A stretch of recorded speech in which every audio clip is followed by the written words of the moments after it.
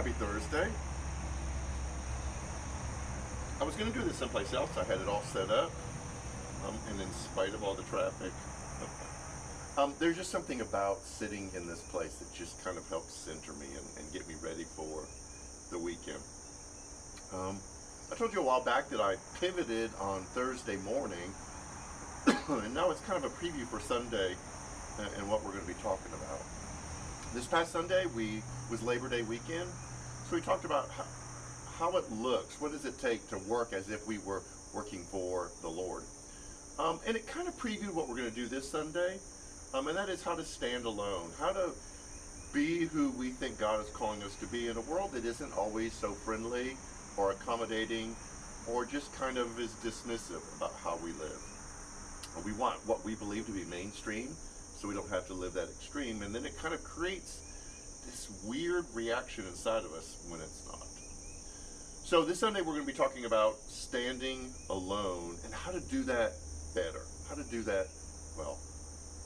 And I had gone a whole different direction with what I was going to say this morning until I had something happen to me a couple days ago.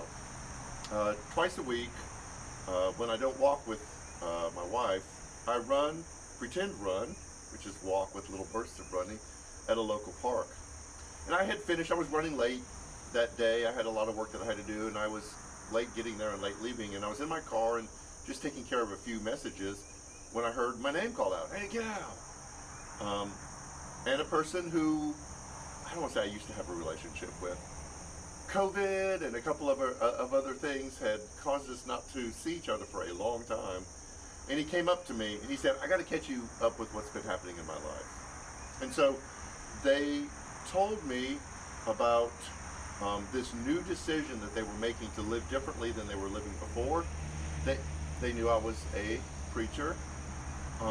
So there was this little bit, I want you to be proud of me of these choices that I was making. And they had a certain particular lifestyle, and there were certain things that they had gotten involved in that that they shouldn't have. And there was this defining moment when they said, "I need to live this specific way, and it's going to cause me to create some changes in my life. There's going to be people that I used to be around that I'm not going to be around anymore. And I am making a commitment." And they also said, "I'm being baptized this Sunday." I kind of wondered what the relationship with God was like. We would talk about God, but it was never really in a way that I felt like there was just like this active, vital, personal relationship with Him. But I could tell something had changed in the conversation that we had about how they were going to live this new, different way. But that was amazing. So I don't want to say that wasn't the most amazing thing. The most amazing thing was the sense of calmness and assurance that they didn't have to defend their lifestyle change and choices to anyone. There wasn't any of this anger toward people who were in the old group. There wasn't this animosity about people who were living differently than they were. It was just, I have decided for myself, I'm going to live this way. I recognize that there's going to be some changes that happen because of this, but there's not going to be this defiant foot on the body of the rhino I just dropped triumphalism like eat it haters.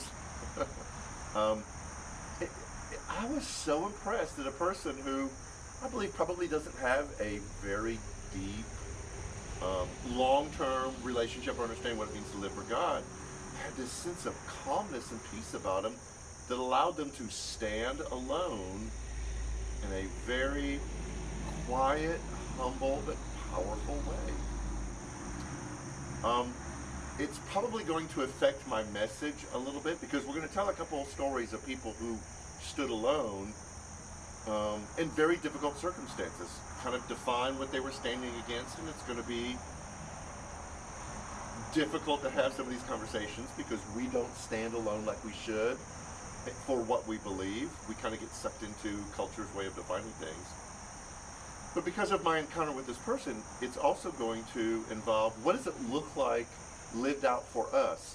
Not our opinions, or our beliefs, or our values, or making sure that people know how wrong they are and how right we are, but just living in this quiet way that proves on its own that the choices that we are making are the better choices. So, Sunday I'm kind of excited. It's a standalone before we start a new series on the 19th. But I'm really inspired by this person that I ran into at the park this past week who was actually practicing what it looks like to stand alone. So this isn't just theoretical. It's just not an idea. It's the real thing. So I hope you join us. Either in person. I know the numbers are awful, and we get that, and we're doing everything we can to protect. If you are here in person, masks, distancing, all those things, or join us virtually if that feels safer to you. Anything else you need to know? It's online on all the social medias, and I hope you have a great weekend. And we'll see you Sunday. Take care.